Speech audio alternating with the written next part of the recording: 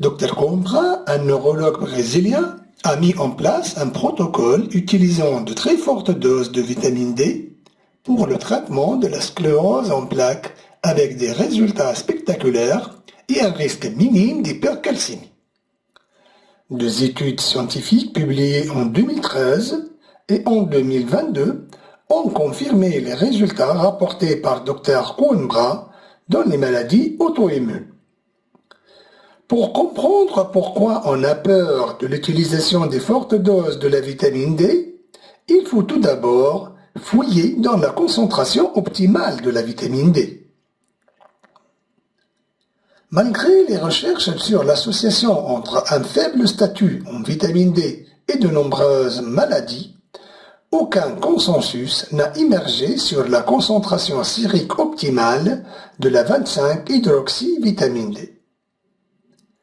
La préoccupation est de savoir s'il est sûr de maintenir des concentrations sériques de 25-hydroxyvitamine D suffisamment élevées pour prévenir certains types de cancers, les maladies cardiovasculaires et les maladies auto-immunes. Mais pourquoi les recommandations concernant la dose optimale sont variables entre les sociétés savantes? Tout d'abord, il y a une variabilité intra-individuelle. Si on mesure le taux de la vitamine D chez une même personne dans différents laboratoires, on peut trouver des valeurs allant de moins de 20 à plus de 100 nanomoles par litre. En 2010, l'Institut américain de médecine considérait que des taux sanguins de 50 nanomoles, soit 20 nanogrammes par millilitre, étaient suffisants et ne recommandait donc que 600 à 800 unités par jour pour ceux qui s'exposaient peu ou pas au soleil, car il ne considérait que la santé des os.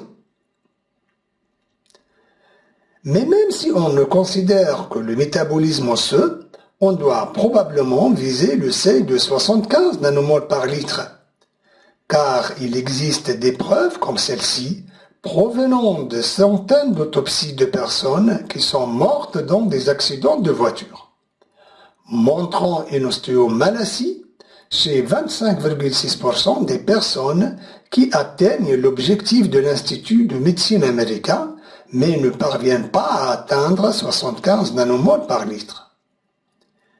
Il y a même eu une accusation selon laquelle l'Institut de médecine aurait simplement fait une erreur dans ses calculs. Et donc, en utilisant ses propres critères, il devrait également recommander au moins 5000 unités par jour. L'Institut de médecine américain a répondu à ces critiques en disant qu'il faut montrer que les doses plus élevées donnent plus d'avantages que les doses recommandées. Si vous mesurez les niveaux de vitamine D chez ceux qui vivent des vies traditionnelles, un niveau normal de vitamine D serait supérieur à 100 nanomoles par litre. Alors peut-être que cela devrait être le point de départ, jusqu'à preuve de contraire.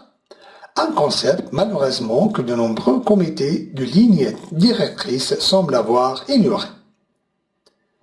Les concentrations observées en Afrique de l'Est sont comparables aux concentrations sériques de vitamine D mesurées chez des sauveteurs américains qui avaient travaillé pendant au moins 4 semaines dans une piscine en plein air à Saint-Louis, en mai et juin, et des Hawaïens recevant plus de 3 heures d'exposition au soleil par jour pendant plus de 5 jours par semaine pendant au moins 3 mois.